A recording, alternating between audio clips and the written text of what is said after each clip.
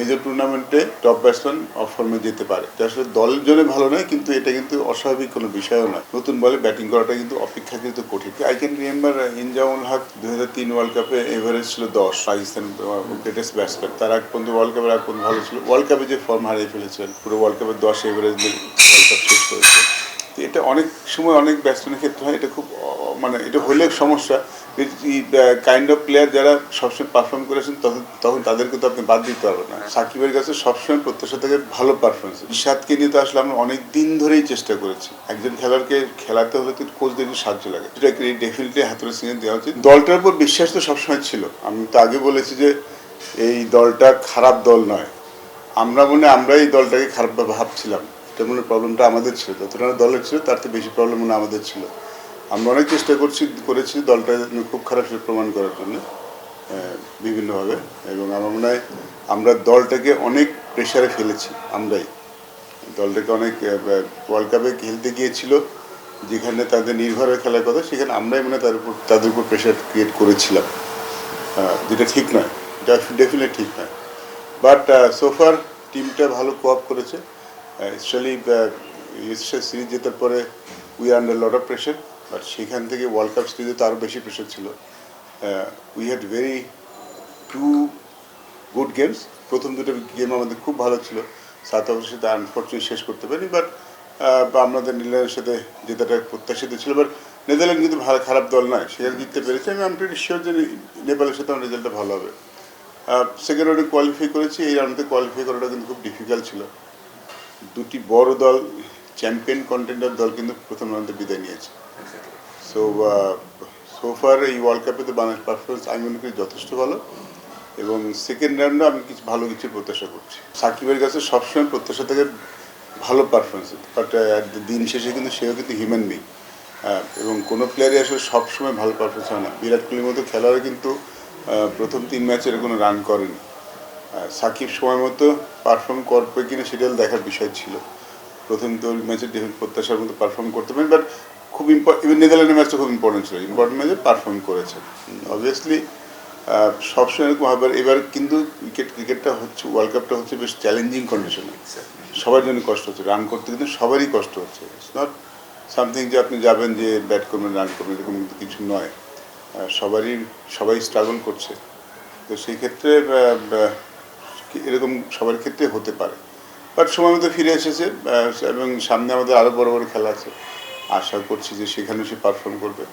আর perform না করলে কথা হবে, খুব স্বাভাবিক, বাট আমরা খুব দ্রুতই অনেককে রাইট অফ করে দিই, সেটা ঠিক সমুচিত নয়। কারণ সাকিব আল হাসান ওয়ার্ল্ডের number 1 allrounder for a very long time. সেটা কিন্তু চেহারা দেখে হয়নি, নাম দেখে হয়নি, সেটা তার পারফরমেন্স এবং পরিসংখ্যান দিয়েই কিন্তু তিনি হয়েছে। মেজর টুর্নামেন্টে টপ ব্যাটসম্যান অফ ফর্মে যেতে পারে, এটা আসলে দলের জন্য ভালো নয়, কিন্তু এটা কিন্তু অস্বাভাবিক কোনো বিষয়ও নয়। লিটনও ভালো ফর্মে যে আছে তাও বলবো না, লিটনের কাছ থেকে প্রত্যাশা খুব অনেক বেশি এর থেকে। তিনিও এখন পর্যন্ত ভালো ফর্মে নেই, একটা ম্যাচে রান করেছেন, বাকি 3 ম্যাচে রান করেননি। বাট গোয়িং ফরওয়ার্ড, যেহেতু এরপর থেকে যেহেতু ওয়েস্ট ইন্ডিজের খেলা, ওয়েস্ট ইন্ডিজের উইকেটগুলি কিন্তু একটু বেটার উইকেট ইউএসএ থেকে। তো আমার প্রত্যাশা তারা এইখানে নিশ্চয়ই নিজেদেরকে খুঁজে পাবেন, সেটা খুব ইম্পর্টেন্ট হবে। দেখুন, যদি এবার ওয়ার্ল্ড কাপে দেখেন সব দলের টপ অর্ডারে কিন্তু স্ট্রাগল করেছে, যারা যখন আমরা ইউএসএর পার্টটাতে খেলেছি। নতুন বলে ব্যাটিং করাটা কিন্তু অপেক্ষাকৃত কঠিন। সবাই 130 রান সেটা চেস করতে কষ্ট হচ্ছে, অনেকে চেস করতে পারেননি। টপ অর্ডারে ব্যাটিং করাটা কিন্তু একটু কষ্ট, বাট আমার মনে হয় ওয়েস্ট ইন্ডিজ গিয়েছি আমরা, ওয়েস্ট ইন্ডিজ উইকেট একটু বেটার, সেখানে আশা করছি তারা ভালো করবেন। বিকজ এরা কিন্তু ভালো ব্যাটসম্যান, ইন পাস্ট কিন্তু তারা ভালো করেছে। শান্ত কিন্তু গত ওয়ার্ল্ড কাপে আমাদের বেস্ট ব্যাটসম্যান ছিল অস্ট্রেলিয়ান কন্ডিশনে, এবং সারা বছরই কিন্তু রান করেছে সব ফর্মেটে।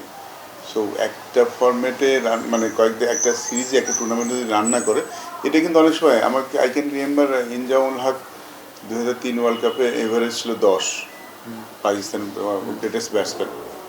তার আগ পর্যন্ত ওয়ার্ল্ড কাপের আগ পর্যন্ত ভালো ছিল, ওয়ার্ল্ড কাপে যে ফর্ম হারিয়ে ফেলেছেন, পুরো ওয়ার্ল্ড কাপের 10 এভারেজ ওয়ার্ল্ড কাপ শেষ করেছে। তো এটা অনেক সময় অনেক ব্যাটসম্যানের ক্ষেত্রে হয়, এটা খুব মানে এটা হলে সমস্যা। কাইন্ড অফ প্লেয়ার যারা সবসময় পারফর্ম করেছেন তখন তাদেরকে তো আপনি বাদ দিতে পারবেন না।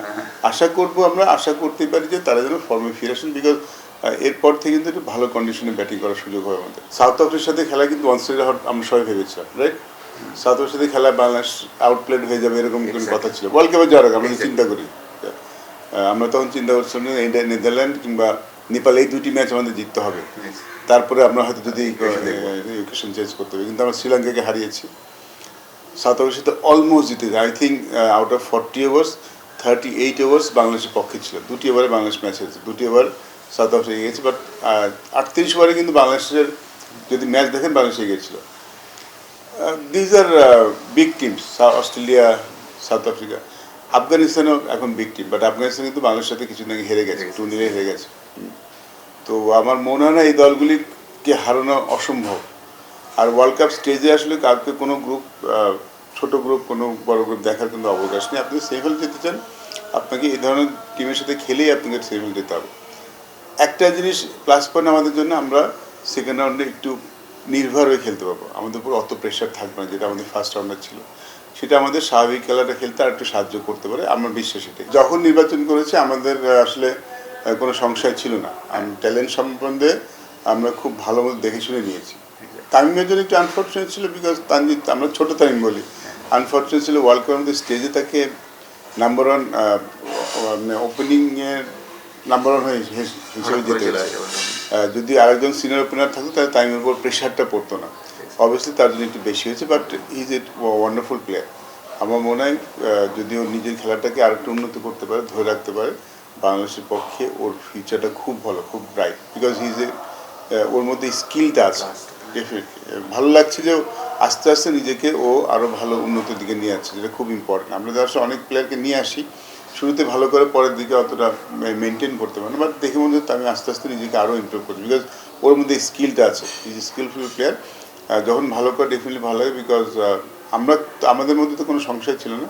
দেখার বিষয় ছিল ও নিজেকে কতখানি মানে নিজেকে প্রস্তুত করতে পারে। He looks good. আর রিশাদের ব্যাপারে আমি আসলে রিশাদের ব্যাপারে হাতুরা সিং একটু ক্রেডিট দিতে চাই, বিকজ রিশাদকে নিয়ে তো আসলে আমরা অনেক দিন ধরেই চেষ্টা করেছি।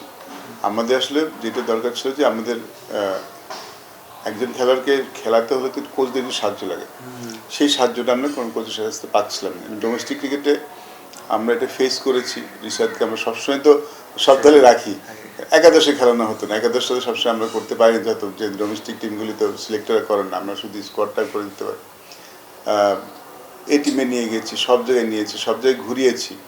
আমার বিশ্বাস ছিল যে সেটা ভালো করবে, বাট সুযোগ কেউ তাকে ওইভাবে সুযোগ করে দিচ্ছে না। লেগ স্পিনারকে কিন্তু তৈরি করতে হলে তার পারিপার্শ্বিকভাবেই সাহায্য দরকার হয়। আই থিঙ্ক চান্দিকা এই রিস্কটা কিন্তু চান্দিকা নিতে পেরেছে। আমি বলবো যে কিছুটা ক্রেডিট ডেফিনেটলি হাতুরুর সিংহে দেওয়া উচিত।